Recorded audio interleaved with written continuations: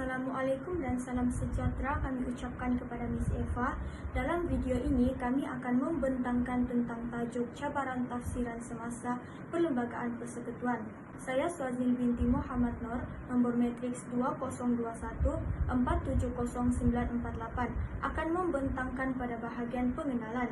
Pertama sekali, saya akan menerangkan tentang apa itu perlembagaan. Perlembagaan Persekutuan merupakan satu dokumen undang-undang yang bertulis dan merupakan undang-undang tertinggi di Malaysia, di mana undang-undang tersebut dijadikan sebagai sumber rujukan yang menyenaraikan semua undang-undang asas Malaysia. Perlembagaan Persekutuan pertama kali diperkenalkan sebagai Perlembagaan Persekutuan Tanah Melayu, iaitu pada hari kemerdekaan, iaitu pada tarikh 31 Ogos 1957. Perlembagaan Persekutuan ini merangkumi 3 institusi pentadbiran negara, iaitu Badan Kehakiman, Badan Perundangan dan Badan Eksekutif.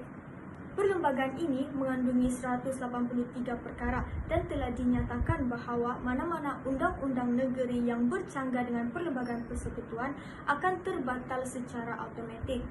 Antara isi kandungan dalam perlembagaan ialah mengenai kontrak sosial, status kewarganegaraan, hak istimewa orang-orang Melayu, hak asasi manusia, isu pendidikan dan sebagainya. Seterusnya, saya akan menerangkan tentang isu semasa perlembagaan di mana sebahagian besar rakyat masih tidak faham konteks-konteks yang termaktub dalam perlembagaan. Misalnya, isu yang berkaitan dengan hak asasi manusia. Seperti contoh, ramai menuntut hak kebebasan individu tanpa batas. Walaupun benar hak asasi mempertahankan hak setiap individu, namun sekiranya hak individu menafikan hak masyarakat, hak individu tersebut haruslah diketepikan. Selain itu, isu pendidikan juga terkait dalam perlembagaan Malaysia. Misalnya, sekolah-sekolah vernakular yang dibangunkan di Malaysia dikatakan mempunyai kepentingan tersendiri bagi kaum dan etnik tersebut. Oleh itu, kepentingan kajian ini dilakukan adalah untuk membincangkan tentang latar belakang perlembagaan, terutamanya mengenai isi-isi kandungan dalam perlembagaan, bagi memberikan kesedaran kepada masyarakat akan kepentingan perlembagaan. Dengan itu, masyarakat harus memahami dan menelusuri perlembagaan Malaysia bagi mencapai perpaduan yang kukuh antara kaum supaya dapat mewujudkan keharmonian hidup bermasyarakat dalam Malaysia. Hal ini kerana perpaduan merupakan tunjang kepada kemajuan dan kesejahteraan negara. Sekian sahaja daripada saya. Terima kasih. Seterusnya, saya Aswani akan menerangkan tentang analisa perbincangan kami. Kajian ini terbagi kepada 2 objektif, iaitu objektif yang pertama, mengkaji elemen dalam Perlembagaan Persekutuan, dan objektif kedua, mengkaji cabaran tafsiran semasa Perlembagaan Persekutuan. Sebelum itu, izinkan saya menghuraikan sedikit tentang latar belakang Perlembagaan Persekutuan. Perlembagaan Persekutuan merupakan satu dokumen yang mengandungi satu set hak, susunan peraturan, kuasa dan prosedur yang mengawal hubungan antara autoriti awam dalam sesebuah negara dan antara autoriti awam dengan rakyat. Perlembagaan merupakan satu undang-undang tertinggi sesebuah negara yang mengandungi semua undang-undang asas negara. Bukan itu sahaja, Perlembagaan Persekutuan juga menggariskan kaedah serta cara dan panduan untuk mengatur pentadbiran negara yang mestilah dipegang teguh dan seimbang dengan hasrat rakyat. Satu-satunya institusi atau sumber perundangan yang tetap dengan kedudukan tertinggi. Perlembagaan Persekutuan ini bersifat hidup dan dinamis yang tidak beku setelah digubal pertama kali, malah boleh diubah suai atau dikemaskini mengikut tuntutan dan keadaan semasa. Beralih kita kepada sejarah penggubalan Perlembagaan Persekutuan. Sejarah penggubalan Perlembagaan Persekutuan bermula sejak tahun 1946 di mana perlembagaan pertama iaitu Perlembagaan Malayan Union dibentuk. Seterusnya, Perlembagaan Persekutuan Tanah Melayu mula berkuat kuasa pada 1 Februari 1948 yang lebih menekankan kerajaan pusat. Setelah Pilihan Raya Umum 1955, kemenangan Parti Perikatan dalam pilihan raya itu telah memaksa British mengadakan satu persidangan perlembagaan di London pada 18 Januari hingga 6 Februari 1956. Dihadiri oleh 4 wakil raja dan wakil-wakil kaum di Malaysia, termasuklah Ketua Menteri iaitu Tunku Abdul Rahman.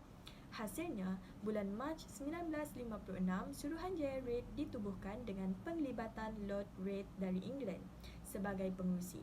para ilmuwan dalam bidang perlembagaan seperti Sir Ivor Jennings daripada UK, Sir William Maker dari Australia, Hakim bin Malik dari India dan Hakim Abdul Hamid dari Pakistan. Suruhanjaya tersebut bertujuan menggubal satu perlembagaan baru untuk Persekutuan Tanah Melayu yang bebas dan merdeka. Tokoh-tokoh tersebut menghasilkan satu rangka perlembagaan yang kuat untuk Persekutuan Tanah Melayu pada Februari 1957. Rangka perlembagaan dikaji semula oleh Jawatankuasa Kerja yang terdiri daripada 11 ahli iaitu 4 wakil Raja Melayu, 4 wakil Perikatan, Pesuruhjaya Tinggi British, Setiausaha Persekutuan dan Peguam Negara. Rangka perlembagaan kemudiannya dibentangkan dalam Majlis Perundangan Persekutuan dan diluluskan pada 15 Ogos 1957 serta berkuat kuasa pada 27 Ogos 1957. Akhirnya, diisytiharkan sebagai Perlembagaan Persekutuan Tanah Melayu pada 31 Ogos 1957 sekaligus mendaulatkan Tanah Melayu sebagai negara bebas dan merdeka. 6 tahun selepas Tanah Melayu mengecapi kemerdekaan, Singapura, Sabah dan Sarawak bergabung dengan Tanah Melayu untuk membentuk Malaysia. Perlembagaan persekutuan tidak lagi sesuai dan diwujudkan Suruhanjaya Kobolt pada April 1962 bagi melihat reaksi rakyat Sabah dan Sarawak terhadap pembentukan Malaysia.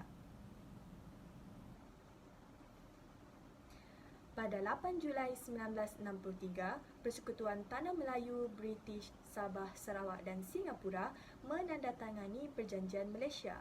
Parlimen Persekutuan telah meluluskan Akta Malaysia untuk meminda Per-1 dan Per-2 Perlembagaan Persekutuan 1957.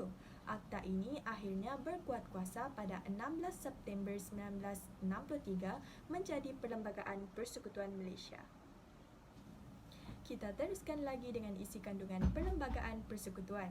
Menurut buku rasmi tahunan 2020, perlembagaan dibentuk dengan tujuan mewujudkan satu bentuk pemerintahan yang adil. Bukan itu sahaja, perlembagaan juga dibentuk bagi mengelakkan penyalahgunaan kuasa oleh pemerintah, mengawal pergerakan kerajaan dan rakyat serta menjadi alat untuk menyelesaikan masalah. Riwayat negara bangsa, keamanan serta kestabilan negara juga akan terjamin dengan adanya perlembagaan. Maka dengan itu, Perlembagaan Persekutuan mengandungi 131 perkara yang menyentuh pelbagai aspek pemerintahan. Perlembagaan juga mengandungi 16 bahagian seperti yang telah dinyatakan. Seterusnya, saya Ifatun Najah akan menerangkan elemen-elemen warisan yang terkandung dalam Perlembagaan Persekutuan.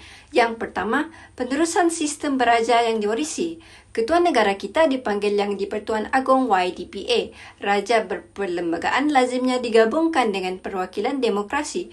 Di Malaysia, kerajaan berkuasa dan raja hanya mempunyai peranan tradisional. Perdana Menteri juga lebih berperanan sebagai pengurus negara dan bukannya raja.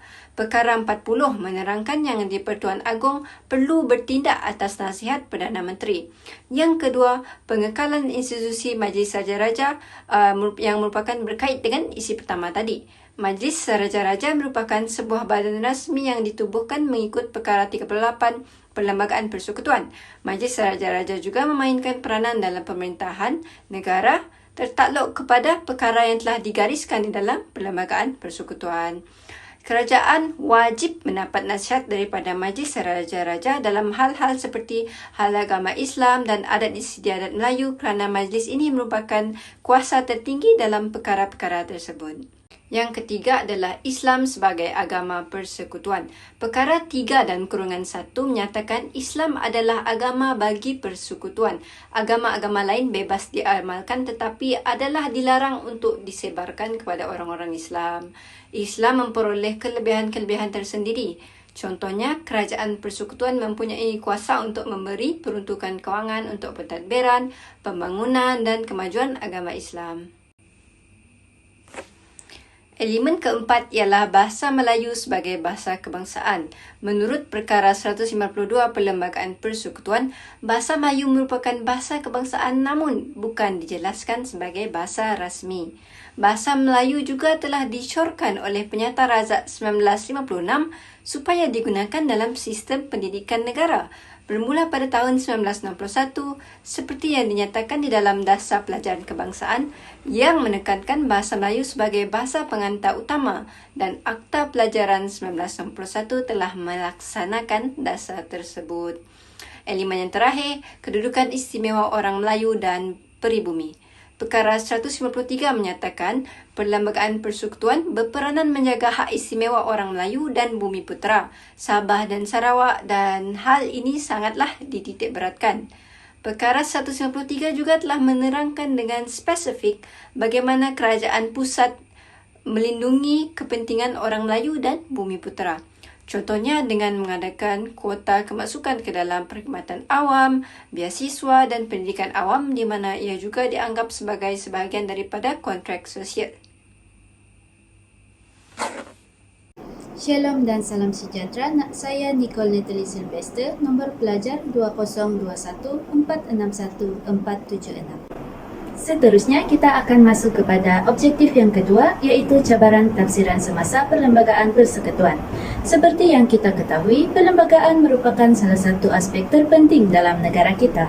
Hal ini dikatakan demikian kerana perlembagaan menjamin kesetiaan rakyat terhadap negara di samping menjaga hak asasi serta kebebasan mereka. Namun begitu, masih terdapat cabaran yang timbul daripada tafsiran atau perspektif rakyat pada masa kini mengenai perlembagaan. Cabaran yang pertama adalah cabaran berkaitan isu kontrak sosial. Telah difahamkan bahawa kontrak sosial ialah persetujuan yang dicapai sebelum kemerdekaan yang berlaku dalam kalangan pemimpin kaum Melayu, Cina dan India menerusi parti yang mereka wakili. Walau bagaimanapun, merujuk kepada persoalan terhadap kontrak sosial, persetujuan ini tidak direkodkan namun diterima oleh golongan Bumiputera dan pendatang, di mana para pendatang sanggup untuk menerima kedudukan istimewa orang Melayu dan elemen lain sebagai balasan kepada kesanggupan orang Melayu untuk menerima mereka sebagai warga negara.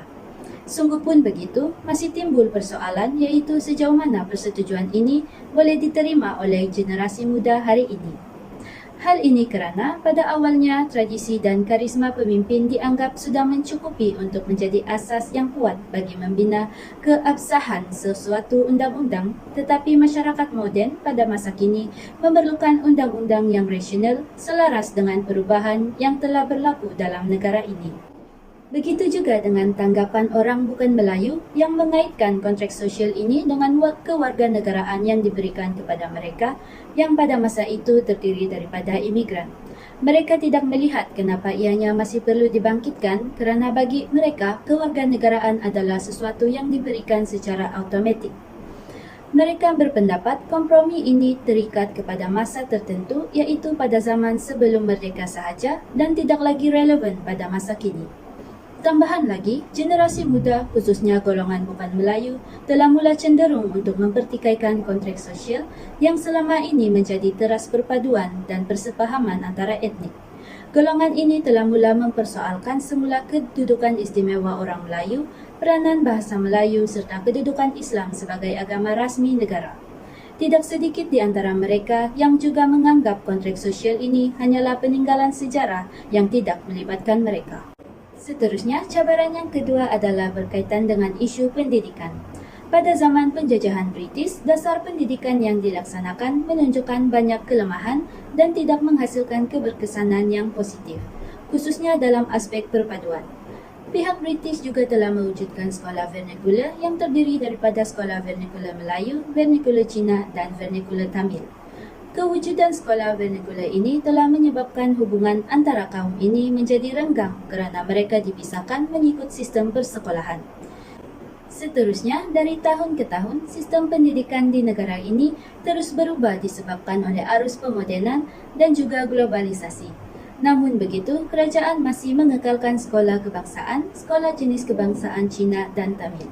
Akan tetapi, bekas Perdana Menteri kita iaitu Datuk Seri Najib Tun Razak pernah berkata bahawa beliau bersedia untuk menimbangkan pewujudan satu sistem sekolah sahaja sekiranya dipersetujui dan diikuti oleh seluruh rakyat Malaysia. Walaupun isu ini telah kerap kali diketengahkan, namun masih belum terdapat jalan penyelesaian atau kata putus untuk menukar sistem ini. Sehingga kini, Malaysia masih belum mencapai kata sepakat untuk menggunakan satu sistem persekolahan sahaja kerana masyarakat China dan India dilihat masih berberat hati untuk melepaskan sistem sekolah pelbagai aliran yang dianggap dapat menjaga hak-hak dan bahasa ibunda mereka. Selamat sejahtera, saya Eva Insyida Jarin dan saya akan melanjutkan pembentangan dalam subtema mengkaji cabaran tafsiran semasa perlembagaan persekutuan. Selain daripada cabaran berkaitan isu pendidikan, kedudukan bahasa Melayu sebagai bahasa kebangsaan juga merupakan salah satu cabaran tafsiran semasa perlembagaan persekutuan. Persoalannya ialah, adakah penduduk Malaysia melaksanakan apa yang telah ditulis dalam perlembagaan persekutuan? Cabaran ini boleh kita lihat daripada kesan globalisasi dan pelbagai faktor yang menyebabkan bahasa Melayu kurang diangkat ataupun tidak diangkat sebagaimana yang berlaku ataupun yang kita boleh bandingkan yang berlaku pada masa dahulu. Pelaksanaan dasar berkaitan bahasa Melayu yang kurang menjadi tumpuan adalah antara salah satu faktor dalam isu ini. Oleh itu, sewajarnya bahasa Melayu perlu dan wajib dimartabatkan semula. Sekarang, kita akan beralih kepada cabaran yang terakhir, iaitu cabaran yang keempat, cabaran berkaitan isu perkauman. Menurut sejarah, kedudukan orang Melayu sebenarnya telah diiktiraf oleh British. Namun hakikatnya, orang Melayu ketika itu masih memerlukan bantuan dari segi politik dan ekonomi. Seterusnya, pola masyarakat pula berubah sehingga menyebabkan kemerosotan peratusan penduduk Melayu berbanding dengan penduduk Cina. Nama saya Nur Afika binti Hamdan, nombor pelajar 2021-828904. Perlembagaan Persekutuan ialah satu set undang-undang tertinggi negara yang telah digubal dan dijadikan garis panduan dalam sistem pemerintahan maupun pentadbiran negara. Jika dibayangkan sesebuah negara yang tidak mempunyai undang-undang yang perlu dipatuhi atau undang-undang sedia ada tidak diendahkan, negara tersebut semestinya dilanda pelbagai pergolakan. Dapat dirumuskan di sini bahawa banyak cabaran tafsiran semasa terhadap perlembagaan persekutuan. Isu kontrak sosial tidak terlepas daripada cabaran tafsiran semasa tersebut yang menimbulkan kecenderungan dalam diri generasi muda. Kurangnya penghayatan dan kefahaman tentang perlembagaan persekutuan yang mendorong mereka mula mempersoalkan semula perkara seperti kedudukan istimewa orang Melayu serta agama Islam sebagai agama rasmi di Malaysia. Isu pendidikan turut menimbulkan cabaran tafsiran semasa perlembagaan persekutuan. Hal ini dilihat tidak menemui jalan penyelesaian walaupun telah dibincangkan beberapa kali. Untuk melaksanakan dasar yang baru, sememangnya perlu mengambil kira pandangan atau keinginan rakyat atas tujuan mengelakkan perbalahan. Rakyat Malaysia masih belum mempersetujui usaha dalam mengaplikasikan hanya satu sistem persekolahan dengan alasan ingin menjamin hak masing-masing. Kesukaran dalam usaha memperluas penggunaan bahasa Melayu dirasai kerana wujud saingan hebat dalam penggunaan bahasa Inggeris. Bahasa Melayu memiliki peluang yang agak besar untuk dinaikkan, tetapi masyarakat di negara ini sendiri yang meruntuhkan peluang tersebut. Cabaran terakhir yang dapat dirumuskan ialah isu perkauman. Dapat disingkap bahawa realiti masyarakat majmuk, penguasaan bidang ekonomi yang agak kurang dan tuntutan hak kesaksamaan perlu dihadapi oleh orang Melayu. Terdapat beberapa cadangan yang boleh dilaksanakan untuk mengatasi isu-isu berkenaan. Satu daripada cadangan tersebut ialah melalui pendedahan konsep literasi dan memasyarakatkan perlembagaan. Hal ini bermaksud masyarakat Malaysia tidak hanya diberikan pendedahan terhadap aspek perundangan melalui perlembagaan sahaja, tetapi perlu didedahkan dari segi perspektif sejarah, budaya, agama dan hubungan etnik. Modul literasi dan memasyarakatkan perlembagaan ini juga boleh diaplikasikan pihak kerajaan maupun pertubuhan bukan kerajaan (NGO). Akhir sekali, cabaran tafsiran semasa terhadap perlembagaan persekutuan ini sememangnya sebuah topik perbualan yang amat luas untuk dibahaskan. Oleh itu, cadangan bagi kajian lanjutan perlu dilaksanakan bagi memperhalusi kefahaman tentang perlembagaan persekutuan. Sebagai cadangan, kajian yang boleh dibincangkan berkaitan tajuk ini ialah berkaitan inisiatif yang berkesan untuk membangkitkan semangat masyarakat Malaysia dalam menghayati secara mendalam tentang perlembagaan persekutuan.